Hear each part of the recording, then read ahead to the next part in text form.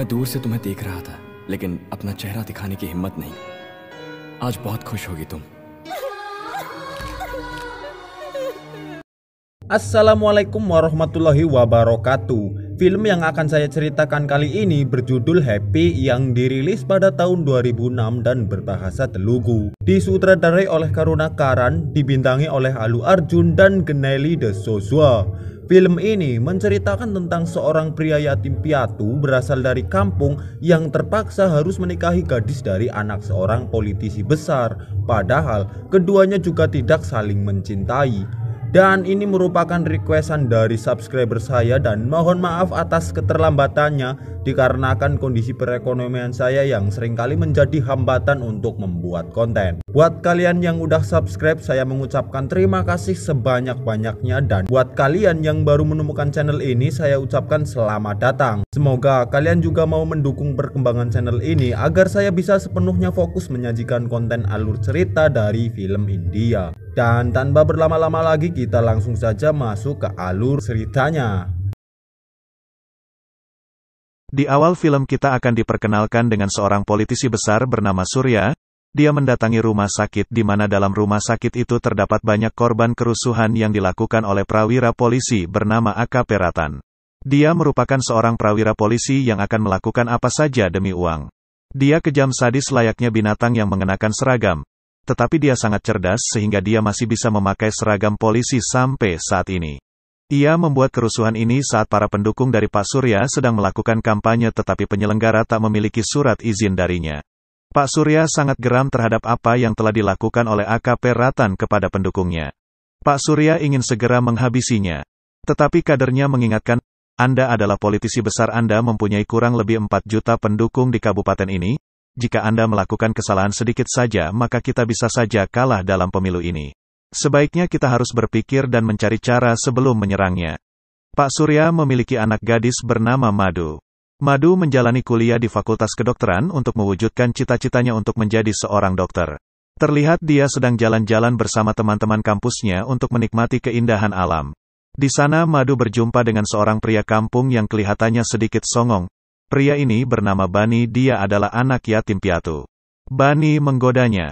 Tetapi Madu merasa ilfil melihat penampilan Bani yang terlihat norak. Saat gadis-gadis ini akan pulang, kebetulan Banu juga ada di bis ini.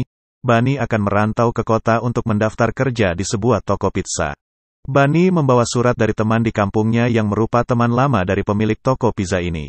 Tetapi pemilik toko ini tak menghiraukan surat ini dan ia menolak Bani untuk bekerja di sini. Saat Bani akan keluar, tiba-tiba toko pizza ini diserang oleh sekelompok preman. Bani yang mempunyai keahlian bela diri dari kampung berhasil mengalahkan mereka.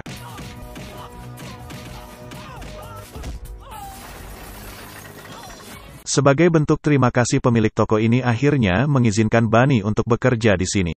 Madu mendapat penghargaan medali. Foto dan namanya juga masuk dalam majalah kampus. Pak Surya bukannya memuji prestasi anaknya. Ia justru memarahinya karena yang tertulis di majalah hanya nama pendek Madu saja, tidak dengan nama panjangnya. Seharusnya ditulis Madu Surya Nara. AKP Ratan datang ke rumah Pak Surya. Kemungkinan ia ingin bekerja sama untuk bisa mendapatkan pundi-pundi rupiah dari calon pejabat ini. Tetapi Pak Surya malah mengejek dan menghinanya. Sampai-sampai ia disuruh membersihkan toilet. Ratan bergegas pergi dengan amarah dan penuh dendam pada Surya. Ketika Bani hendak mengantar pizza pada salah satu pelanggan yang berada di salah satu mall, ia terjebak kemacetan di jalan raya. Ia tahu kalau sampai terlambat maka gajinya akan dipotong. Bani memutuskan untuk menerobos kemacetan dengan melakukan aksi yang cukup gila. Aksi tersebut mencuri perhatian seorang sutradara film yang melihatnya. Sesampainya di mall, ia mendapati Madu di sini. Bani menarik selendangnya agar Madu mengikutinya. Tetapi Madu berhasil melepaskannya. Saat akan keluar dari mall, ia melihat hiasan selendang Madu yang tersangkut di gelangnya. Ia mencari Madu untuk mengembalikannya. Madu menjatuhkan berhala di sini. Madu memasang kembali berhala itu dan menaruhnya lagi. Bani tak tahu kalau berhala itu sudah patah. Saat ia mengambilnya, berhala itu terjatuh dan ketahuan oleh petugas mall. Madu pergi begitu saja meninggalkannya. Sementara Bani harus membayar ganti rugi sebesar 700.000. Bani tak punya uang sebanyak itu. Saat ia didesak petugas, sutradara yang melihat aksinya di jalan ternyata sedang mengamatinya dan ia membayarkannya. Sutradara itu menawarkan Bani untuk memerankan film dalam sebuah proyek yang sedang ia garap. Tetapi bukan peran utama. Ia hanya akan memainkan beberapa scene saja dalam sebuah adegan perampokan. Sutradara ini kesulitan mencari aktor yang bisa memainkan adegan ekstrim ini. Jika Bani bersedia dan berhasil, sutradara ini akan membayar 2 juta pada Bani. Bani sangat terkejut dengan jumlah nominal yang ditawarkan. Keesokan harinya Bani mendatangi lokasi syuting dengan penuh percaya diri. Namun ternyata adegannya sangat ekstrim di mana dia akan melewati atap gedung ke atap gedung lainnya dengan mengendarai sepeda motor. Bani tak mau mati karena uang. Bani menolak dan bergegas pergi. Scene berpindah pada Madu yang sedang berada di kantin. Temannya menanyakan pada Madu kenapa ia tak mempunyai pacar. Madu menjawab kalau dirinya hanya ingin fokus kuliah. Ayah saya seorang politisi. Jika ayah saya tahu saya berpacaran, maka ayah saya akan segera menikahkan saya dengan pria pilihan ayahnya. Keesokan harinya saat Bani sedang melintas di jalan, ia di-stop oleh wartawan yang sedang siaran langsung untuk menyurvei apa yang sedang dirasakan para pemuda. Kebetulan Madu juga sedang nonton TV di rumah. Pertama wartawan itu menanyakan siapa nama Anda. Bani mengatakan namanya. Kedua wartawan menanyakan tentang cinta. Bani hanya menjulurkan lidah. Ketiga wartawan menanyakan keluarga. Bani menjawab kalau dirinya tak mempunyai keluarga. Ia hidup sebatang kara sejak kecil. Lalu wartawan itu menawarkan apakah Anda ingin memberi salam-salam atau pesan untuk pemirsa. Bani menyatakan pesan pada musuhnya yang pernah memecahkan berhala di mall karena telah melarikan diri saat berbuat kesalahan. Keesokan harinya saat Madu akan pulang dari kampus, ia mendapati pengemis kecil yang sedang kelaparan. Madu merasa kasihan dan ia segera mengajaknya makan. Madu mengajaknya ke toko pizza yang ternyata tempat kerjanya si Bani. Keduanya terkejut. Tetapi karena di bawah pengawasan bos, Bani tetap bersikap sopan pada pelanggan. Anak kecil ini memesan makanan sangat banyak. Uang Madu tak cukup. Madu akan pergi sebentar untuk meminjam uang pada temannya. Namun saat Madu kembali ke tempat makan ini, anak kecil itu telah memanggil banyak sekali temannya. Madu kaget saat melihat jumlah pada notanya. Karena uangnya tak cukup untuk membayar, Madu akan kembali meminjam uang pada temannya. Tetapi Bani sudah tak percaya dengan Madu karena kejadian di mall. Bani akan ikut dengannya supaya ia tidak bisa kabur. Namun naasnya anak buah ayahnya melihatnya di jalan. Saat Bani sedang menunggu Madu yang menemui temannya, ia dilempar bola oleh sekelompok pemuda yang kala itu dikalahkan olehnya saat di toko pizza. Kelompok ini akan menghajar Bani. Tetapi lagi-lagi dengan bekal bela diri yang ia bawa dari kampung, ia bisa mengalahkan kelompok ini. Tetapi sayangnya Madu sudah kabur dan pulang karena ia tak mendapatkan uang pinjaman dari temannya. Sesampainya di rumah, ayahnya sudah menunggu, tetapi ayahnya pura-pura tidak tahu dulu tentang Madu berboncengan dengan seorang pria. Keesokan harinya Madu bersama teman-temannya kembali ke warung pizza ini untuk makan dan membayar hutangnya. Temanya Madu yang mengenakan baju biru ini ternyata pacar dari temanya si Bani. Tetapi akhir-akhir ini sedang saling diam karena ada masalah. Keduanya juga tidak memiliki handphone. Ia menyuruh Bani untuk menyelipkan surat ke dalam bukunya. Bani pun berhasil menyelipkan dengan cara ia berpura-pura akan membereskan piring yang kotor. Madu pulang lebih awal karena ia takut dimarahi ayahnya jika pulang terlambat. Tetapi naasnya ternyata buku itu milik Madu. Bani coba mengejar Madu untuk mendapatkan surat itu kembali, tetapi ia sudah terlanjur pergi. Di malam harinya ayah Madu telah mendapati surat cinta itu di dalam buku Madu. Kejadian kemarin saat ia berboncengan dengan pria pun ia ungkit di sini. Madu mencoba memberikan penjelasan tentang pria yang berboncengan dengannya. Tetapi saat ia baru mengatakan beberapa patah kata tentang pria pengantar pizza, ayahnya langsung menamparnya karena jika sampai anaknya berpacaran atau menikah dengan kasta bawah ini akan sangat memalukan. Madu tak bisa memberikan penjelasan, ayahnya sangat keras. Parahnya lagi, ayahnya sudah menghubungi seorang pria bernama Arfan untuk segera menikahi anaknya. Arfan merupakan seorang komisaris polisi. Tanggalnya pun sudah ditetapkan. Pesta pernikahan akan digelar 20 hari lagi. Keesokan harinya Madu terlihat sangat sedih dan ia juga telah curhat pada teman-temannya. Ia tak tahu siapa orang yang telah menyelipkan surat pada bukunya. Tiba-tiba si Bani datang untuk menayangkan surat yang telah ia selipkan di bukunya. Bani juga mengatakan kalau surat itu dari temanya dan harusnya diberikan pada teman Madu.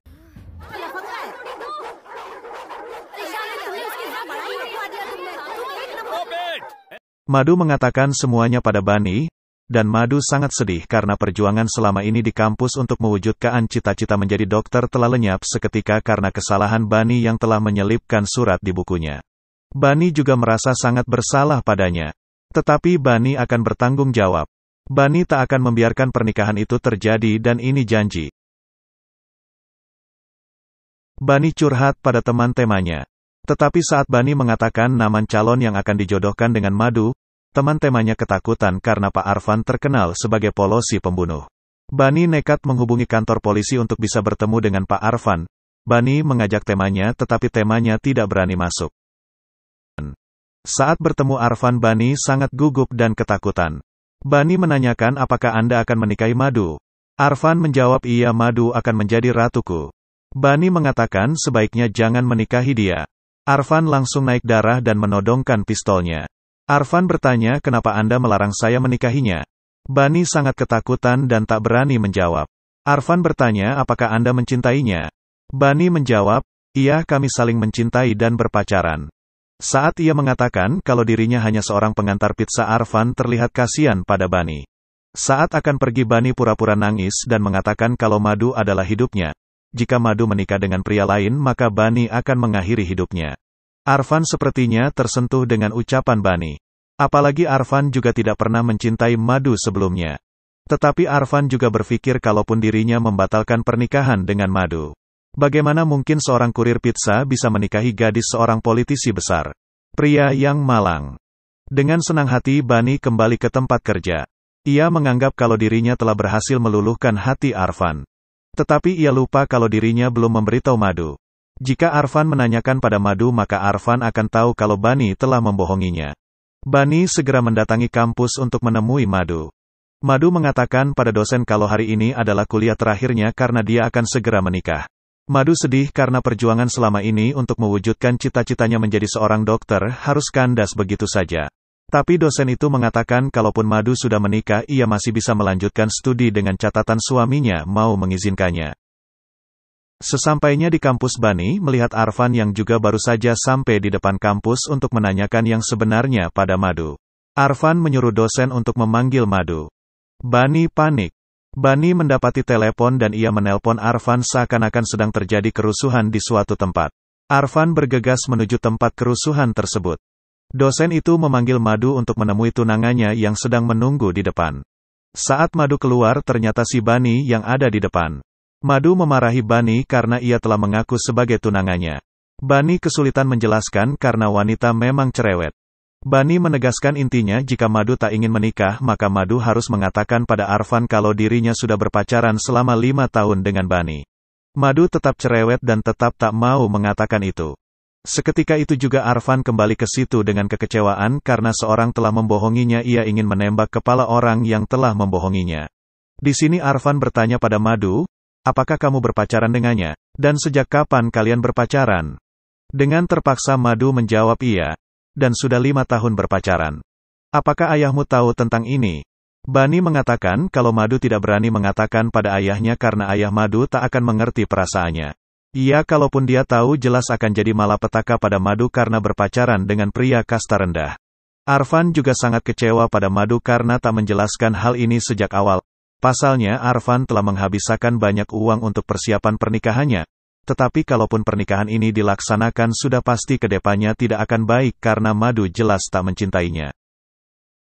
Di sore harinya terlihat teman Madu datang ke rumah Madu untuk meminta maaf karena gara-gara surat yang seharusnya dikirim untuknya malah menjadi petaka besar untuk Madu. Mereka berdua dikagetkan dengan kedatangan ayahnya yang pulang dengan amarah yang menggebu-gebu. Pasalnya Arfan telah menelpon dan membatalkan pernikahannya dan Arfan juga tidak mengatakan alasan kenapa ia membatalkan pernikahan secara tiba-tiba. Jelas ini akan membuatnya sangat malu, karena undangan sudah terlanjur disebar. Madu senang. Madu juga menjelaskan kalau sebetulnya surat cinta itu bukan untuknya tetapi untuk temanya. Ayah Madu juga mengizinkannya untuk melanjutkan studinya. Madu sangat gembira bagaikan anak kambing yang lepas dari kandangnya. Keesokan harinya Bani menanyakan apakah pernikahan dibatalkan. Bani meminta agar Madu mengucapkan terima kasih padanya. Tetapi Madu berkata, kenapa saya harus berterima kasih? Anda yang telah melakukan kesalahan dan Anda sendiri yang telah memperbaiki. Wanita yang sangat membagongkan. Saat itu juga Arfan menelpon dan mengajak mereka berdua makan. Tetapi Madu keras kepala dan tak mau ikut dengannya. Tapi Bani khawatir jika Madu tak mau ikut maka Arfan bisa saja curiga. Bani mengancam jika Madu tak mau ikut maka Bani akan mengatakan yang sebenarnya pada Arfan. Dengan terpaksa Madu pun mau ikut bersamanya. Sambil bercanda, Arfan menanyakan pada Madu kenapa ia bisa mencintai Bani. Dengan berat hati Madu pun mengarang cerita yang indah teruntuk sosok si Bani ini. Arfan juga menanyakan pada Bani bagaimana momen saat pertemuan pertama kali. Bani juga mengarang cerita yang ia ambil dari sebuah film. Madu juga tahu kalau Bani sedang mengambil cerita dari sebuah film. Madu menanyakan pada Arfan, apakah Anda menyukai film? Dengan tegas Arfan menjawab kalau dirinya tidak menyukai film. Karena film penuh dengan kebohongan. Aku benci kebohongan. Rupanya Arfan mempunyai trauma dengan kebohongan. Arfan menganggap Madu dan Bani sebagai saudara dan berjanji akan melindunginya. Keesokan harinya ayah Madu mengatakan kalau dirinya sudah mendapatkan calon suami untuk Madu sebagai pengganti Arfan yang telah membatalkan. Madu bingung karena dirinya merasa tidak melakukan kesalahan lagi, tapi kenapa ayah melakukan ini? Madu mencoba menolak dengan alasan dirinya ingin melanjutkan studi. Tetapi ayah marah dan mengatakan studi tidak penting karena calon suamimu sangat kaya raya. Menurut ayahnya pernikahan itu tidak bisa dibatalkan pasalnya ia sudah terlanjur menyebar undangan kepada para menteri dan pejabat tinggi lainnya. Jika sampai batal mau ditaruh di mana muka keluarga besar ini. Madu sangat sedih. Ayahnya memberi undangan pada Arfan. Pernikahan akan dilaksanakan pada waktu dan tempat yang sama seperti sebelumnya. Arfan terlihat geram pada ayah Madu karena Arfan kasihan dengan Bani dan Madu. Arfan bergegas mendatangi Bani dengan membawa undangan tersebut. Bani terkejut dan ia harus pura-pura sedih lagi. Arfan sangat kasihan pada Bani karena Bani tak bisa berbuat apa-apa lagi. Bani hanyalah seorang karyawan pizza. Arfan mengajaknya pergi. Arfan juga mendatangi Madu dan mengajaknya. Bani dan Madu tak tahu mau dibawa kemana. Wajah Arfan terlihat murung dan emosi. Arfan mendapati telepon dari bawahannya. Bawahannya melapor kalau seorang yang telah membohongi Arfan sudah berhasil ditangkap. Jiwa barbar Arfan meronta-ronta dan memerintahkan bawahannya untuk segera menembaknya sekarang juga. Hal itu tentu membuat jantung Bani dan Madu bergetar lebih kencang seperti benerang mau perang aku sedang ingin.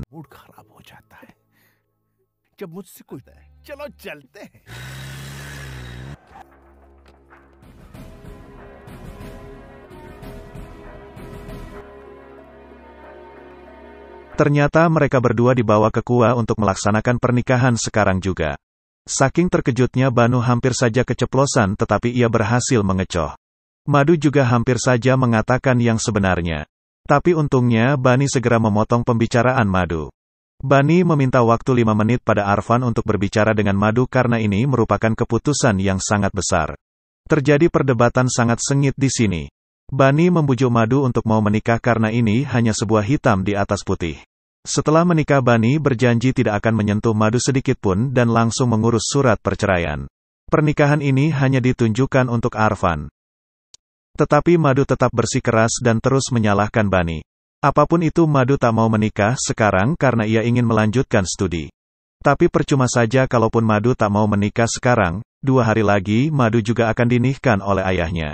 Jelas studi tidak akan bisa dilanjutkan. Tapi jika ia mau pura-pura menikah dengan Bani sekarang, studi masih bisa dilanjutkan.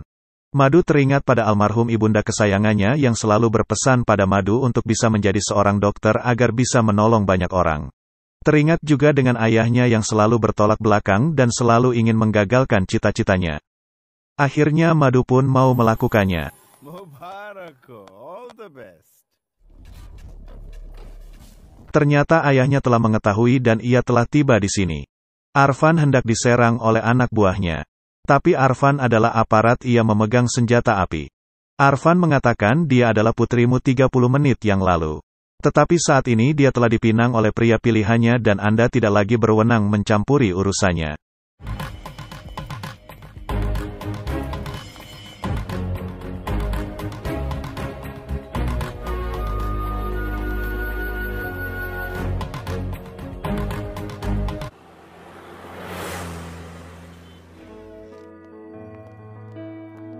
Come on, guys. Sharma mat. शायद अभी तक Arfan membawanya ke apartemen kosong miliknya untuk sementara mereka tinggal.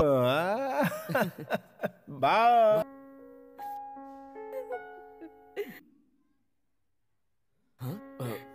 Sorry Madhu, सोचा नहीं था। मधु, था ऐसा कुछ हो जाएगा। अचानक से तुम्हारे पापा आ गए और फिर मधु, देखो। Apapun masalah yang sedang ia hadapi, Bani selalu curhat pada rekan kerjanya. Ia tak pernah menyembunyikan apapun pada temannya. Bani mendatangi kantor pengadilan agama untuk mengurus surat perceraian. Tetapi pihak pengadilan menolaknya karena usia pernikahan baru berjalan 1 hari. Minimal usia pernikahan 1 tahun baru bisa mengurus perceraian. Bos Bani datang dan mengatakan kalau dirinya telah diancam oleh seorang politisi bernama Surya, yaitu ayahnya Madu. Ayahnya Madu meminta agar Bani dipecat dari kerjaannya. Bos ini pun dengan terpaksa memberhentikan Bani dari kerjaannya. Bani bingung tak ada tempat tinggal lagi selain harus tinggal bersama Madu di apartemen. Saat Madu terbangun dari tidurnya, ia mendengar suara seperti orang yang sedang berdoa yang ternyata itu adalah Bani. Bani mengatakan kalau dirinya sudah dikeluarkan dari pekerjaannya, dan tidak ada tempat tinggal selain di sini. Madu meminta Bani untuk segera mengurus perceraian. Bani pun menjawab kalau dirinya sudah mendatangi pengadilan agama tetapi ditolak karena usia pernikahan belum ada 1 tahun. Itu artinya mereka berdua akan tinggal bersama selama 1 tahun. Keesokan harinya nenek Madu datang untuk memberikan perhiasan yang harusnya akan dipakai untuk pernikahannya. Neneknya adalah satu-satunya orang yang sangat dekat dan selalu mengerti perasaan Madu. Melalui temanya, Madu berniat untuk menjual perhiasan itu untuk biaya pindah ke asrama agar ia tak serumah dengan Bani. Tetapi temanya mengingatkan kalau asrama tidaklah aman untuk Madu saat ini.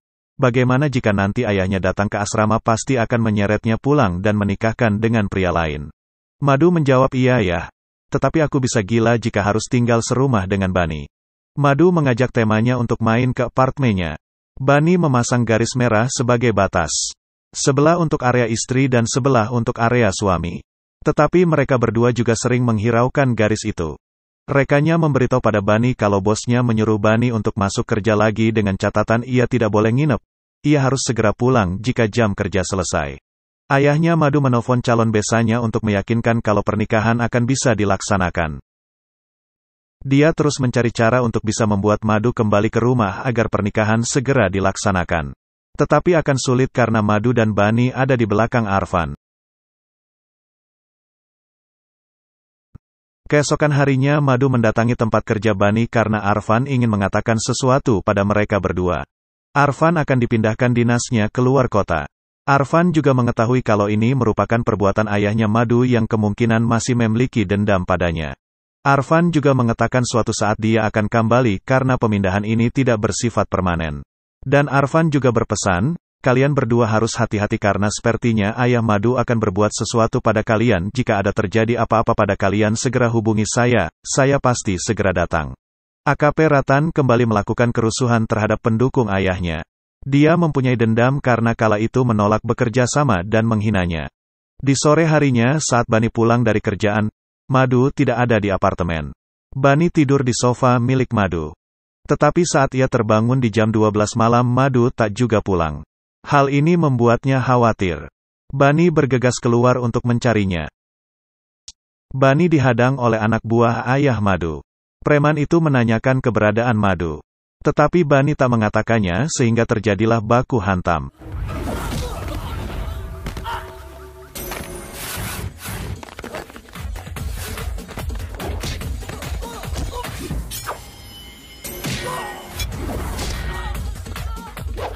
Tapi lagi-lagi dengan bekal bela diri yang ia bawa dari kampung, Bani berhasil mengalahkannya. Bani sudah lelah dan ia kembali pulang. Tetapi sepertinya Madu sudah berada di apartemen. Bani mengatakan, kenapa kau pergi sampai larut malam tidak memberitahuku? Madu menjawab, memangnya mengapa? Kenapa harus memberitahu Anda? Bani sangat marah pada Madu karena biar bagaimanapun masalah Madu adalah masalahnya juga. Bani juga mengatakan kalau dirinya hampir saja terbunuh oleh suruhan ayahnya yang sedang mencari Madu. Madu pun merasa bersalah dan meminta maaf pada Bani. Madu menjelaskan kalau dirinya telah janjian dengan orang yang ia suruh untuk menjual perhiasan untuk bayar kuliah. Tetapi setelah menunggu lama orang itu tak kunjung datang. Madu berjanji jika ada sesuatu lagi ia akan izin kepada Bunny terlebih dahulu. Ayah Madu memarahi anak buahnya yang tak berhasil mendapatkan madu. Kadernya mengingatkan waktu pemilu hanya tinggal 30 hari lagi. Ini bukan waktunya untuk memikirkan madu. Kita harus fokus ke pemilihan. Keesokan harinya anak buahnya melapor kalau perizin kampanye tak diberikan oleh AKP Ratan. Jika ia melakukan kampanye tanpa surat izin darinya, Ratan pasti akan membuat kerusuhan lagi. Sepertinya Ratan sangat dendam pada kita. Anak buah ini juga menanyakan Madu. Ayah Madu segera menamparnya. Ayah Madu menegaskan jangan ingatkan saya tentang Madu lagi. Saya menganggap Madu sudah mati. Kita harus fokus ke pemilu. Saat itu juga anjing kesayangan Madu menggonggong. Ia menyuruh anak buahnya untuk membunuh anjing itu karena setiap anjing itu menggonggong ia pasti ingat akan anaknya. Anjing ini bernama Tommy. Neneknya segera menyuruh Tommy kabur. Anak buahnya mengejar sampai ke jalan raya. Madu mimpi buruk tentang Tommy. Bangun tidur neneknya menelpon dan memberitahu kalau ayahnya akan membunuh Tommy. Tommy kabur tetapi mungkin anak buah ayahnya telah menangkap dan membunuhnya. Madu sangat sedih. Bunny pulang dari kerjaannya. Di kamar Madu mendengar Bunny yang sepertinya sedang ngobrol dengan seseorang. Madu mencoba melihatnya. Ternyata ia sedang ngobrol dengan anjing yang ia temukan di jalanan. Anjing itu melihat Madu dan memeluknya. Ternyata itu Tommy anjing kesayangan yang menemaninya sejak kecil. Oke, sedikit penjelasan. Jadi dari awal cerita sampai sejauh ini, Madu tak pernah memanggil nama Bunny. Ia biasa memanggilnya dengan sebutan kelinci pada Bunny. Kelinci, kelinci, begitulah. Itu pun biasanya dengan nada yang terdengar cerewet begitu ya. Dan baru kali ini ia memanggil nama Bunny, lalu kemudian mengucapkan terima kasih dengan nada yang sangat lembut. Madu juga mengatakan Bunny seperti dewa karena telah menyelamatkan Tommy. Bagi Madu, Tommy adalah hidupnya. Oke, lanjut. Bunny girang dan bertingkah layaknya dewa. Kata-kata lembut Madu terngiang-ngiang di kepala Bunny. Bunny mulai jatuh cinta pada Madu. Penampakan bos jelek ini terlihat seperti Madu. Keesokan harinya Madu gelisah karena orang yang ia suruh menjualkan perhiasan untuk biaya kuliahnya ternyata tak kunjung kembali. Madu sudah tidak punya uang lagi. Madu menelpon nenek untuk bisa dikirimkan uang sekitar 40 juta untuk membayar semesternya. Tetapi ayahnya merebut telepon dan mengatakan jangan menghubungi ke rumah ini lagi, apalagi untuk meminta uang. Anda bukan lagi anak saya. Anda adalah musuh saya. Ayah Madu juga mengancam neneknya jika sampai memberikan uang. Temanya tidak bisa membantunya. Madu putus asa. Apakah Madu akan open BO? Oh tidak, Madu anak baik-baik. Bunny bertanya, apa yang terjadi padamu Madu? Sudah 2 hari kau tak masuk kuliah. Wajahmu juga terlihat sedih. Madu mengatakan kalau dirinya ingin mencari pekerjaan dan tak akan melanjutkan kuliah karena tak ada uang untuk bayar ujian. Sedangkan besok adalah hari terakhir pembayaran. Jika Madu tak membayarnya maka ia tak bisa mengambil ujian. Bunny menyuruhnya untuk pergi ke kampus dan melanjutkan studi. Karena Madu sudah mengambil resiko sangat besar demi studi ini. Bunny berjanji akan bertanggung jawab atas semuanya. Bunny mendatangi sutradara film yang pernah ia kenal. Bunny mohon untuk memerankan film karena ia sangat membutuhkan uang. Saat mengatakan nominal yang ia butuhkan, sutradara ini menolak karena nominalnya cukup besar. Tetapi Bunny berjanji bersedia melakukan apa saja asal ia bisa mendapatkan uang itu. Sutradara ini setuju kemudian mengurus perjanjian dan langsung memberikan uang kepada Bunny. Saat Madu berada di kampus, temanya menyinggung bagaimana Bunny bisa mendapatkan uang sebanyak itu sedangkan dia hanya seorang karyawan pizza. Bunny mendatangi kampus dan membayarkan. Saat Bunny akan pergi, Madu mendapatinya dan Bunny mengatakan kalau pembayaran sudah dilunasi. Anda tidak perlu tahu uang itu dari mana. Konsentrasi saja pada studi Anda. Dan saya berjanji akan membayar biaya semester berikutnya. Madu menangis haru. Tetapi ban motor Madu sedang kempes. Madu meminta tumpangan pada Bunny untuk pulang bersama. Bunny kayak orang kesurupan karena saking bahagianya. Madu sudah tidak lagi benci pada Bunny. Hari-hari menjadi sangat menyenangkan. Ayahnya Madu menawarkan kerja sama dengan AKP Ratan. Ia menawarkan sejumlah uang padanya dan meminta maaf karena pernah menghinanya kala itu. Ia juga mengajak makan di rumahnya. Saat sedang makan ayahnya Madu mengatakan Ratan mirip anjing.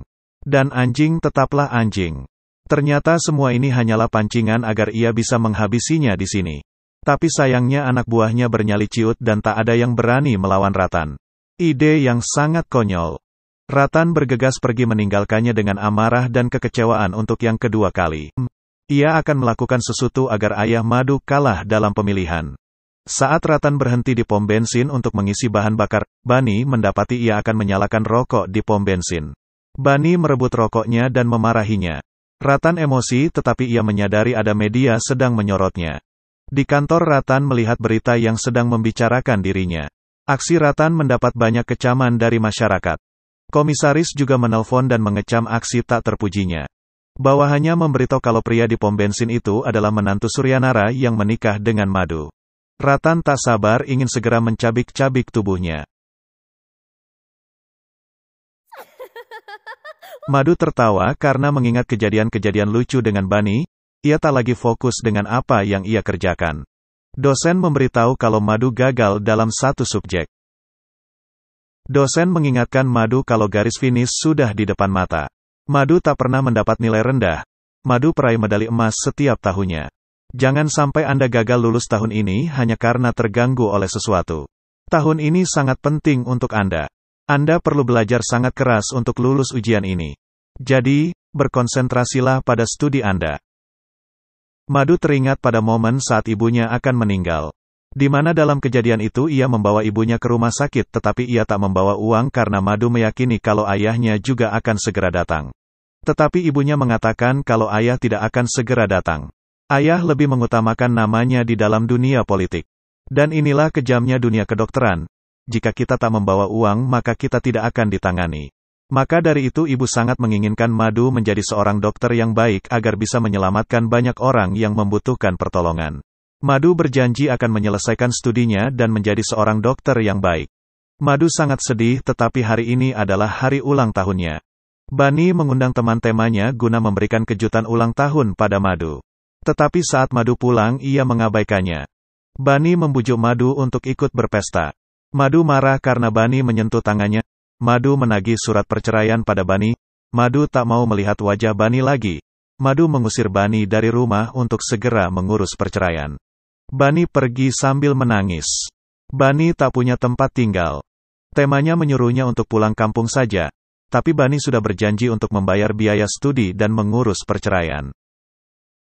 Bunny akan tinggal di rumah temanya untuk sementara. Bunny berniat akan menyelesaikan masalah terlebih dahulu sebelum ia pulang kampung. Madu terus belajar dengan keras. Bunny memulai syuting pertamanya. Sutradara dibuat kagum dengan aksinya. Bunny sangat mencintai Madu. Bunny terus mendapat tawaran syuting. Bunny menitipkan uang pada teman Madu untuk biaya studinya. Madu terus belajar dengan keras. Pekerja di lokasi syuting mengecam tindakan sutradara. Pasalnya sutradara telah memasang bom berat di bawah mobil yang akan dilalui oleh Bunny. Tetapi sutradara tak menghiraukan karena Bunny juga dibayar sangat mahal. Bunny mendapat uang banyak dan saya juga harus mendapat film bagus.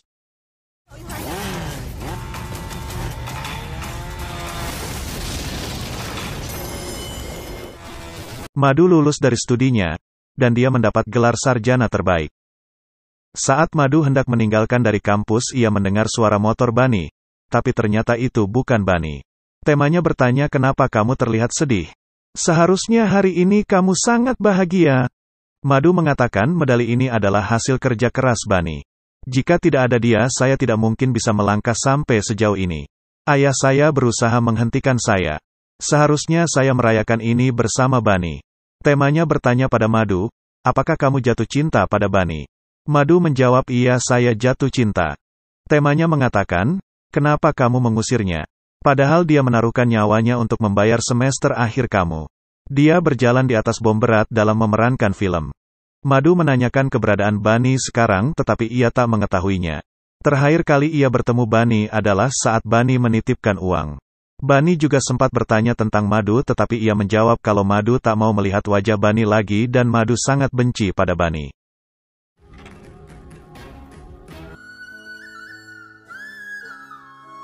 Madu mendapati sebuah surat di meja yang bertuliskan, Hai Madu, aku tahu kau sangat senang hari ini. Aku terus menontonmu dari jauh, tetapi tidak memiliki keberanian untuk menunjukkan wajah saya. Itu adalah kesalahan pertama saya telah menyelipkan surat cinta dalam bukumu. Kesalahan lain adalah saya telah jatuh cinta denganmu.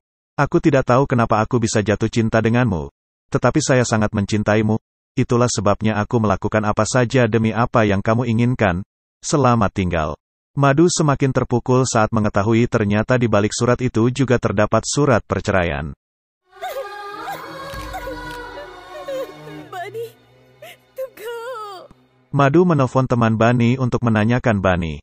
Temanya menegatakan kalau Bani baru saja pergi ke stasiun untuk pulang kampung. Telepon Bani sudah dijual untuk ongkos naik kereta. Madu memohon agar temanya segera menghentikan Bani terlebih dulu karena lokasi Anda dekat dengan stasiun. Saya mohon karena ini sangat penting. Saya akan segera ke stasiun. Madu mendatangi stasiun tetapi jaraknya lumayan jauh. Di tengah perjalanan Madu mendapati ibu-ibu yang minta tolong untuk menumpang. Ibu itu juga meminjam telepon Madu untuk melakukan panggilan mendesak. Polisi menghentikannya karena menurutnya ibu itu adalah dokter yang sedang dicari polisi. Ada AKP Ratan di situ. Ratan menangkap Madu karena dianggap telah bersekongkol dengannya. Dua bukti yang cukup kuat. Yang pertama, ia juga seorang mahasiswi kedokteran.